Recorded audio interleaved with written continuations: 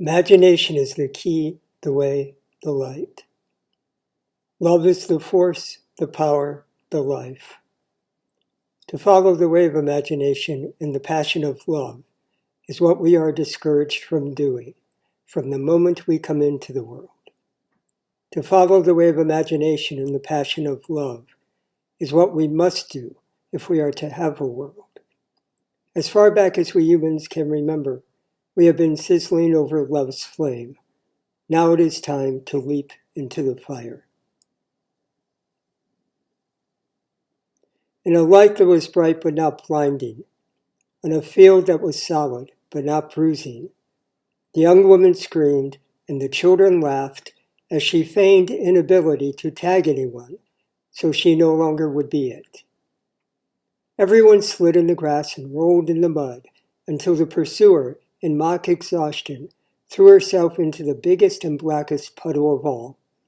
All the children followed, giggling and tickling their victim until Ariana begged for mercy. Then it came.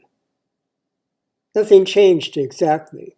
Not the light, the wetness, the colors, the warmth, not even the joy in their hearts. But she knew, and they knew, she had to go.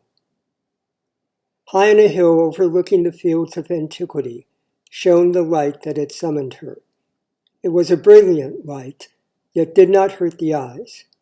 A light the like of which is practically unknown to us earthbound creatures, but whose call was more intimate to her than the aura of her own being.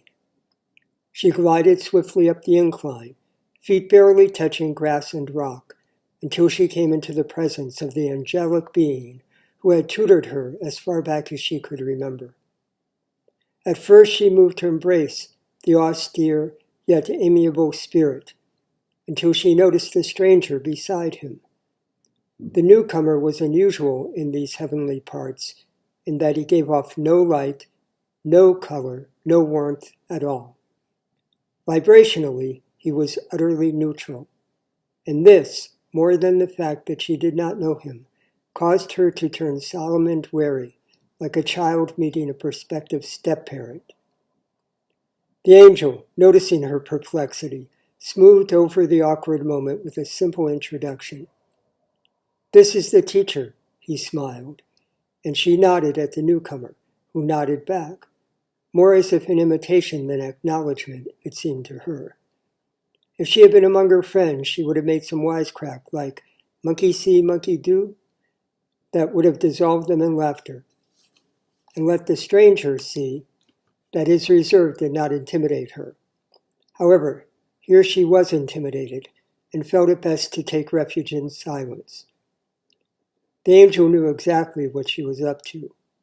"Aren't you going to ask him what he teaches?" he whispered conspiratorially as he leaned forward and enveloped her in his warm yet bracing glow. The stranger, however, did not give her a chance to inquire. "We have business, you and I," he said to her. The angel at once was gone, and for the first time since the dawn of becoming, she lowered her eyes before the intensity of another's. He sat and invited her to join him. "It's time for you to marry." Though she had always known this moment would come, she was yet so shocked that all she could do was nod. "The suitors surround the field and await my signal to begin the contest." "What contest, sir?" She knew he knew she would not understand what he said, and wondered why he went to so much trouble to confuse her. She also had never addressed someone as a superior, and it made her feel confused, both frightened and safe, if one could imagine such a paradox. "The contest for your hand in marriage." "How many suitors are there?" she asked, feeling that any number would be either too high or low, too overwhelming or insulting. "5, he replied. "Who are they?" "Before we deal with them, you should meet your children." She was too astonished to speak. Even in the heavenly realm, there was a certain temporal propriety, if not order. How could she meet her children before giving them birth? "Look down," he commanded. And as she did, she understood what he meant. All the countries of the earth, that realm whose spiritual significance was out of all proportion to its minuscule dimensions, lay before her in all their diversity. Overspreading that diversity, however, was a pall of lassitude and fear that united the children of the earth in common despair. "Look closer," he insisted. She strained to see, but that only caused the vision to recede. "No, you fool," the tone in his voice seemed to add. "To look closer, you need to stop trying." She was not sure how to follow these instructions, but something she did or ceased doing worked, and she found herself looking into the lives of the earthbound. There was some joy and cheer, but an overwhelming amount of misery, fear, and despair. "My children," she whispered, more to herself than the teacher. "Not until you marry." "I don't understand." Her voice trembled, referring as much to the strange maternal feeling welling up from deep within as to the question of marriage. "Do you know who you are?" She admitted that the question had never much occupied her. She was who she was. "You are the spirit of the coming age." "Upon earth, do you mean?" She had heard that the earthbound were great ones for marking time off into times and seasons. "Throughout the universe," he replied. She wanted to inquire how she could be so important, but was certain it would only invite his sarcasm. "What must I do?" she asked instead. "That is for you to decide. But if you wish to nurture your children," she nodded as he spoke, "you must choose with whom you may generate the most life." "My husband?" she inquired. He nodded in return. Again it seemed to her, as if in imitation. "And it is my job to show you the candidates." It was maddening how he stood there expectantly, without blinking an eye, knowing full well that there was only one question she could possibly ask. "Who are the candidates?" "The spirit of the old age, of course." "I thought you said I had a choice." She waited for him to ask the obvious question, but his was the more stubborn will. "How can I have a choice if there is only one?" "The spirit of the old age is many, and I am only one." She hoped for an explanation, but sensed none would be forthcoming. "Will you introduce them to me?" she asked. "Certainly."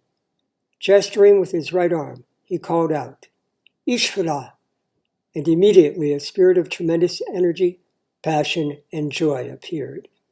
He looked like an earthbound soul as, now that she thought of it, did the teacher himself. But he possessed a concentration of power and vitality that was to the helpless children of darkness as their sun to an inert stone. He bowed low, kissed her hand, and stood at a comfortable attention before her. "Buddha!" cried the teacher, and the next to appear was a slender young man who was definitely of and not of the earth at one and the same time. What he lacked in passionate vitality was more than made up by his air of winsome gentility. Ishwara would be an unsurpassed lover, but Buddha, she speculated, an extremely congenial mate. As Buddha, with a friendly bow, took his place next to Ishwara, the teacher announced the next candidate. "Yahweh." This time, however, no one appeared. Instead, a wind rushed over her, a spirit of exquisite peace and unyielding challenge. "Might my husband be invisible?" she asked herself. And of course the teacher answered, "Reality is not what is seen, but what does the seeing." "And who else?" she queried, not in the mood for his epigrammatic wisdom. "Allah!" he exclaimed, and again no one appeared. But a feeling of majestic, awesome, and soul-shaking music arose, as if from a distance, and filled the interstices of existence until everything and everyone seemed to be dancing to its command. She was so enraptured that she barely noticed the teacher's final introduction. "Kristos," she heard him proclaim. but she remained enthralled by Allah's symphonic power until the mood was abruptly broken by the deepest, most penetrating pair of eyes ever to look into her own. She did not know how long she returned his gaze before her field of vision broadened to take in the rest of his being. But when it did, she saw that he was an ordinary man, much like the teacher, but with a lack of vibration more justly labeled reticent rather than neutral. It was as if he held himself back for fear of intruding, yet everything so restrained gushed forth in concentrated intensity from his eyes. All in all, he was at once the most troubling and compelling epiphany of all. So now I must choose, she mused, her aura tingling to such unaccustomed authority. You may do so, said the teacher, if you wish to choose unwisely. But you said I had to decide, she retorted in frustration. There is no pleasing you. You don't exist to please me, he replied with an unshakable equanimity that only raised her anger to the boiling point. Then I will please myself, she nearly whispered. You don't exist to please yourself, he countered. Why then do I exist? That is what you must find out before you can choose wisely. For the first time since they met, she admitted to herself that she might learn something from this teacher. How shall we proceed? Simple. Each of your suitors will woo you in turn. At the end, you will make up your mind. Simple indeed. She breathed deeply of the excitement in the air, knowing it was not hers alone. I'm ready. Oh, one more thing, the teacher smiled. But whether what he was about to say or her own change of heart, she could not tell. I will be your chaperone. Is that necessary? I will be there to make sure that the focus remains squarely upon reality. What is reality? She challenged. Suddenly, Ishwara and she were alone. That is the mystery, he agreed. Shall we explore it together?